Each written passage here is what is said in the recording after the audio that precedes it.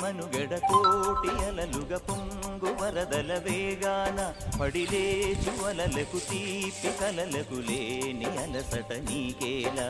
నల్ల నల్ల నీళ్లలోన ఎల్లకిల్ల పడ్డట్టున్న అల్లో మల్లో ఆకాశాన చుక్కల్లు అమ్మాయంటి జాబిల్లమ్మ అబ్బాయంటి సూర్యుడమ్మ ఇంటి దీపాలవ్వాలంట దిక్కుళ్ళు ఎవరికి వారే